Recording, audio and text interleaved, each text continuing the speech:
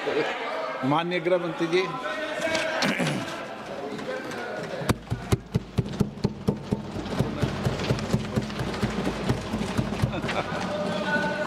सम्माननीय अध्यक्ष जी, पूरी चर्चा पर सरकार का जवाब तो कल मैं दूंगा, परंतु अब तक जो चर्चा हुई है उसमें कुछ चीजें ऐसी उभर कर आई है जिसको सुनकर मुझे लगता है कि आज रात के लिए भी देश की जनता में कोई भ्रांति नहीं रहनी चाहिए। तो वो चीजों की स्पष्टता करने के मर्यादित उद्देश्य से मैं यहां पर खड़ा हुआ हूं। माननीय अध्यक्ष जी, एक सबसे बड़ा नैरेटिव खड़ा किया जा रहा है, भ्रांति फैलाई जा रही है कि ये जो 3 विधेयक है, संविधान संशोधन विधेयक और 2 कानून, डिलिमिटेशन का और संघ क्षेत्र के चुनाव के कानून में बदलाव, वो आने से दक्षिण की क्षमता लोकसभा में बहुत कम हो जाएगी और हमारे दक्षिण के राज्यों को बहुत बड़ा नुकसान होगा। मान्यवर, मैं बिल जो सदन के सामने है, अब सदन की प्रॉपर्टी है, इसका प्रैक्टिकल इंटरप्रिटेशन कर कुछ चीजों को मैं बताना चाहता हूं। कर्नाटक राज्य में 543 के सदन में अभी 28 सीटें हैं और सदन की 543 सीटों की संख्या के 5.15% कर्नाटक के सांसद यहां पर आते हैं। ये बिल पारित होने के बाद, संविधान संशोधन होने के बाद कर्नाटक की संख्या हो जाएगी 28 से बढ़कर 42 और प्रतिशत लोकसभा में 816 में हो जाएगा 5.14। तो जरा भी नुकसान कर्नाटक को नहीं होगा। दूसरा राज्य है आंध्र प्रदेश, इनकी अभी 25 सीटें हैं आंध्र प्रदेश की और अब की स्थिति में उसका प्रतिशत प्रतिनिधित्व 4.60 है, 4.60। अब इसमें भी 50% लगभग वृद्धि होगी तो सीटें हो जाएगी 38 और 4.60 की जगह 4.65% उनकी शक्ति हो जाएगी। तेलंगाना में 17 सीटें हैं अभी और उनकी शक्ति 543 के सदन में प्रतिशत 3.13 है।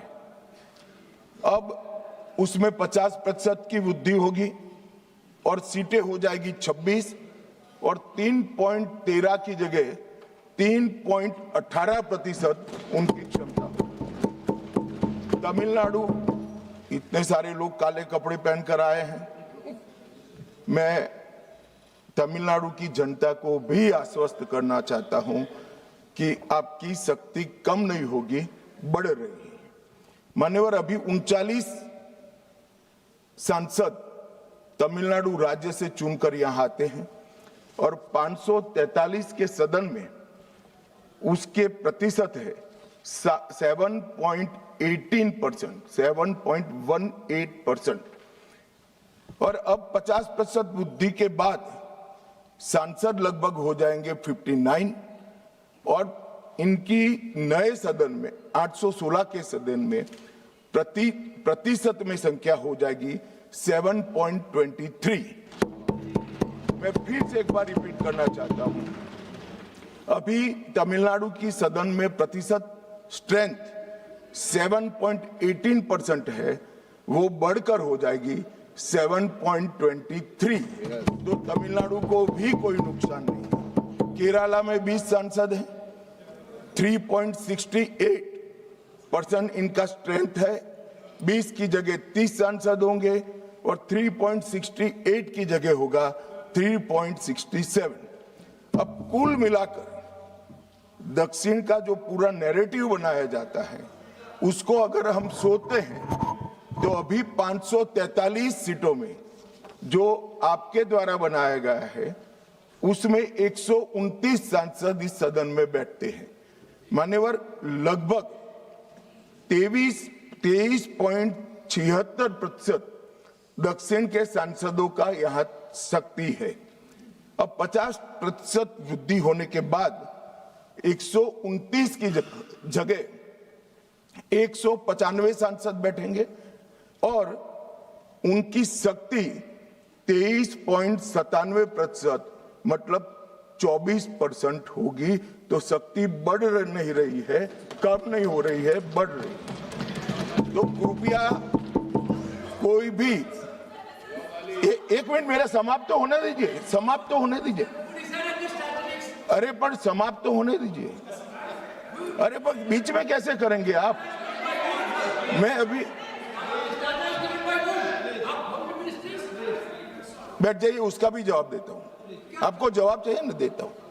मान्यवर, कृपया ये बिल के जो इंटरप्रिटेशन है इसको अधिकृत रूप से बिल को पायलट करने वाले मंत्री के रूप में मैं इस सदन के सामने रख रहा हूं।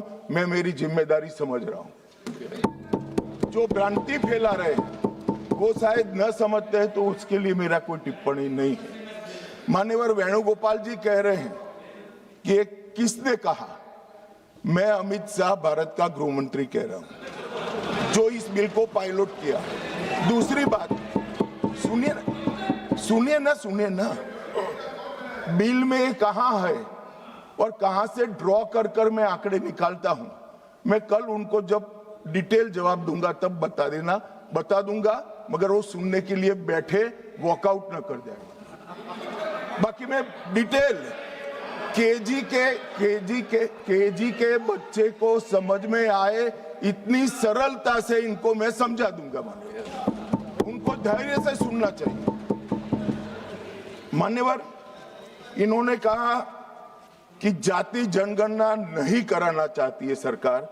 इसको भी मुझे स्पष्ट कर देना चाहिए।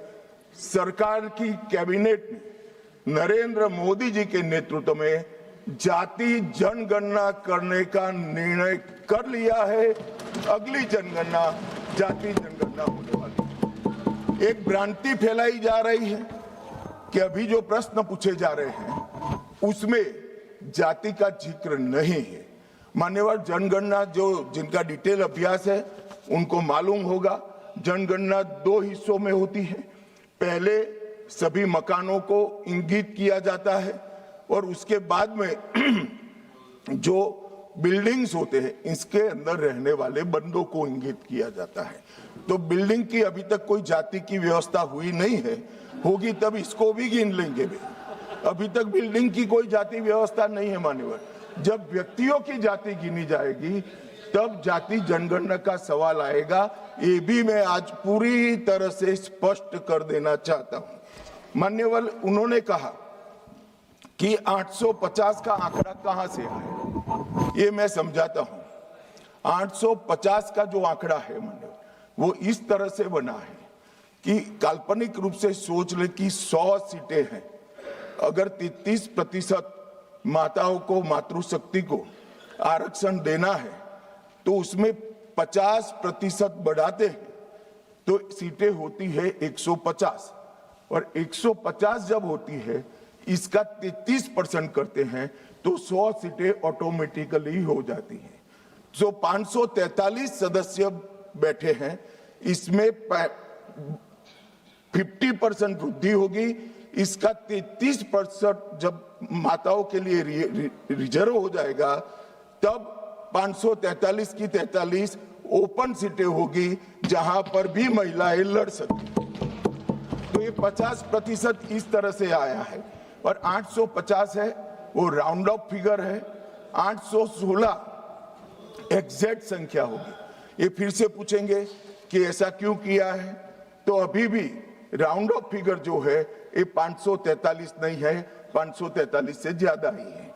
अब उन्होंने कहा कि वृद्धि कैसे करोगे आप? 550 इतना तो समझ जाएंगे भाई। मैं केजी कहा तो तुम सात अर्थ में केजी की तरह करने लगे। मान्यवर, इन्होंने कहा कि ये बिल में लिखा नहीं है। सांसद ज्योतिमणि और दक्षिण के कई सारे सांसदों ने कहा, मेरा कल समय ले ले, मैं पढ़वा दूंगा। वैसे समय लेने की जरूरत भी नहीं है। कल मैं सदन के सामने ये डिटेल पूरा देश समझ पाए इस तरह से समझा दूंगा। मान्यवर, डीलिमिटेशन कमीशन का जिक्र है कि डीलिमिटेशन कमीशन में आप आपके लोग बिठा दोगे, ये करोगे, वो करोगे। तो मैं माननीय सदस्य प्रियंका जी को कहना चाहता हूं, हमने डीलिमिटेशन कमीशन एक्ट के अंदर कोई बदलाव नहीं किया है। फुल स्टॉप कोमा में आपका डीलिमिटेशन कमीशन एक्ट को हमने रिपीट किया है। अगर आपने उस वक्त मैनिपुलेशन किया है तो मैं इतना कह सकता हूं, आप कह रही हो कि इससे मैनिपुलेशन होगा, तो आपने अगर उस वक्त ये एक्ट का उपयोग कर कर मैनिपुलेशन किया होगा तो मैं इतना कर सकता हूं कि हम नहीं करेंगे और मैं कुछ नहीं कह सकता। मान्यवर, एक वाक्य आया कि तमिलनाडु बंगाल में चुनाव हो रहे हैं और ये नया एक्ट आ गया। मान्यवर,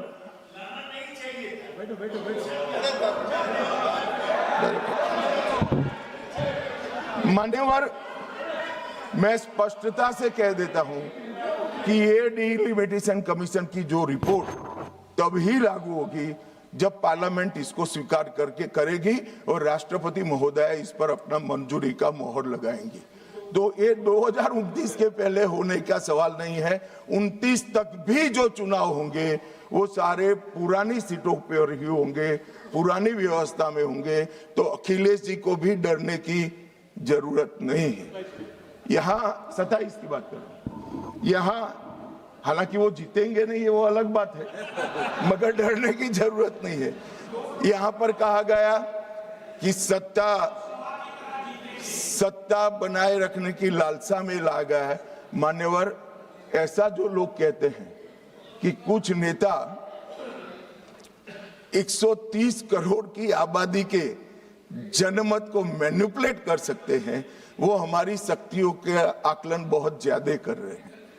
हम तो उस बात में मानने वाले हैं, लोकतंत्र में सत्ता नागरिक के वोट से और नागरिक के दिमाग से ही तय होती है। राजनेता, राजनीतिक पार्टियां नहीं कर सकती। 130 करोड़ का जनमत कौन मैनिपुलेट कर सकता है साहब? और अगर कर पाते तो हम तो जीतते ही नहीं। आप सत्ता में बैठे थे, हम कैसे जीतते? मान्यवर, इमरजेंसी डालने के बाद भी जनमत मैनिपुलेट नहीं होता है, इस देश का इतिहास है। और जहां तक लोकतंत्र को खत्म करने की बात करी है, मैं भारतीय जनता पार्टी के कार्यकर्ता के नाते, इस सदन में एक सांसद के नाते कहता हूं, किसी की भी ताकत नहीं है इस देश से लोकतंत्र को खत्म करने की। जिन्होंने प्रयास किए हैं इमरजेंसी के वक्त, जनता ने उनको खत्म कर दिया था, लोकतंत्र को कुछ नहीं हुआ। और मान्यवर, लोकतंत्र इस तरह से खत्म नहीं